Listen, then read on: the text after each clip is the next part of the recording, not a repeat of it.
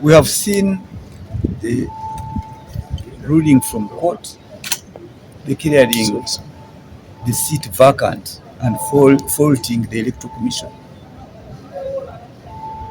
Of course, we uphold the rule of law, we respect the rule of court, but there are circumstances that put a question on the happenings and the way court arrived at its decision. For instance, why the tremendous speed? We've had electoral petitions taking 2 years, bearing in mind the huge backlog we have as a country in courts of law. But at the supersonic speed with which this matter was decided leaves a lot to be desired.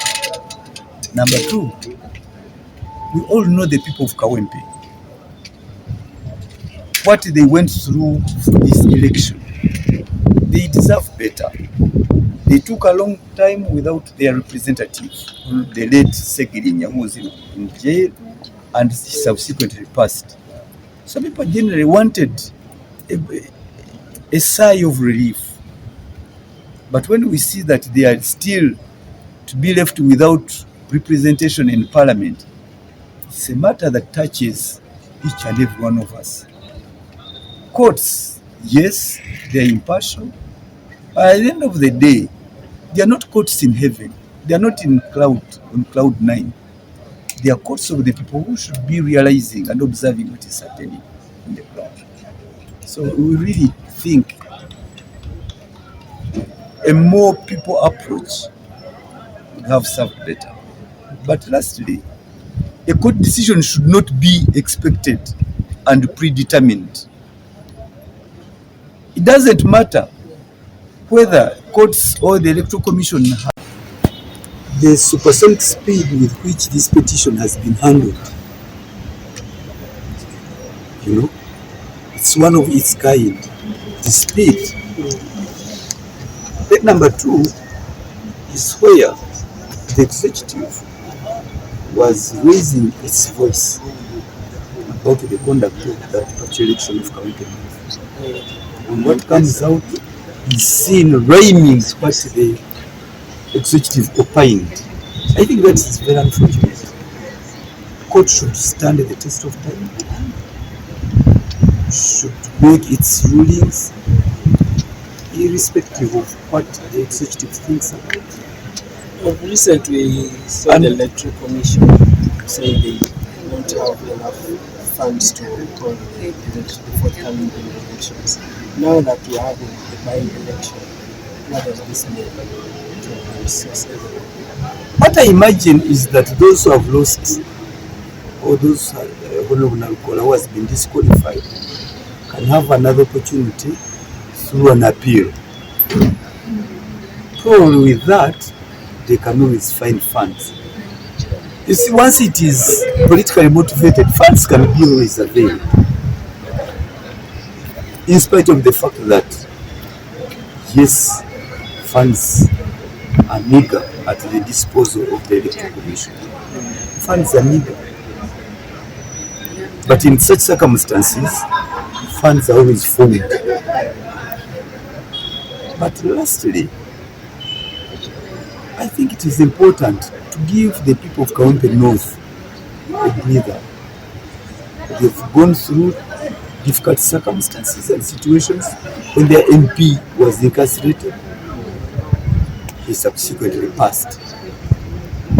And then we had one of the brutal elections so we witnessed on TV. To therefore add that court, reaching its decisions, should have had all that in mind. And now appearing to fault the Electoral Commission, well knowing that it is at the end of the day the burden is placed back to the individual person who won. And now you are tasking the people of Kawempe for two things: either to brace for a rerun or to stay without a representation for the next period. You can see, because we are now in May, and the swearing could take place in May for for any other successful candidate. How should we So why are you depriving the people of representation? Yet power belongs to the people, and whatever we do here at Parliament should be in tandem with people's aspirations and with people first. Following the violence that was transpired in the last elections, what do you foresee this? Yes. You have also said that this is politically motivated. This is too early to realize, because the High Court is not the final court in electoral matters. There is still room for court of appeal. So I believe that court will rein in, the rule of law will rein in, and a fair decision is reached. So I wouldn't want to jump the gun at this point in time. Of course, what we saw left a lot to be desired. And question the motive behind all this. How about the timing that we are soon getting to the elections? I've spoken to that, in that the law provides that the election can only take place if it is outside the 6 months. But within the 6 months to the coming election, no such election can take place. And if you see, we have January or Feb, depending on the day fixed. But then after that election, it will take some other 3 to 4 months before the new parliament is sworn in. So all that can constitute up to a year. And imagine the people who are part of this country but are left in the cold. It isn't the best scenario. But we hope sanity will prevail. There is much we are going through.